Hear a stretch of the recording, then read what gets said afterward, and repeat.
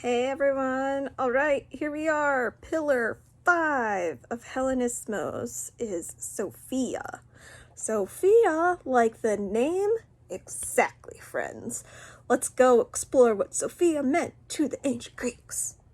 Alright, so Sophia means the pursuit of wisdom and understanding. The word philosophy is actually a combination of two Greek words, philo, which means love, and Sophia, meaning wisdom. The further meaning of Sophia is that in order to not offend the gods, you should always be trying to learn and understand more. The reason why not following Sophia would offend the gods specifically is because by not following Sophia and learning more, you are keeping an ignorant mindset. So by following Sophia, you are breaking down the ignorant mindset of not understanding as much as possible, which will in turn prepare you for better interactions with the gods. How does it do that, you may ask?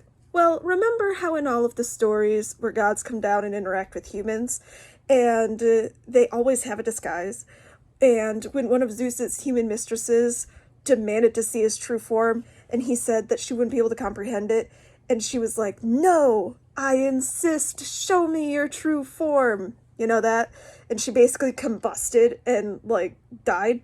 The reason they came in disguise and the reason that woman combusted is because the human mind isn't built to fully comprehend the gods.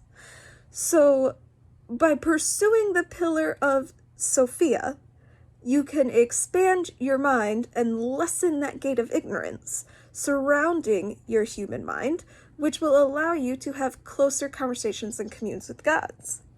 For those of you who are still kind of confused, think about it this way.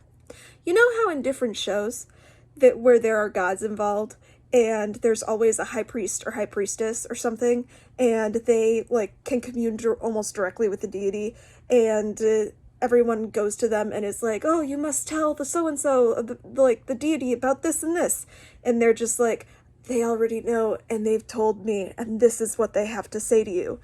You know that? And what makes them special? Why is the high priest or high priestess special and more apt than the other followers? Because the other followers are just as dedicated. You can usually tell. And most of the time, the other followers aren't corrupt. They're not completely blinded by everything. They're usually "Hey, this isn't logical. What's going on?" So why are the high priestesses and high priests way more "Oh, look at me, I can commune directly with the gods"? Why?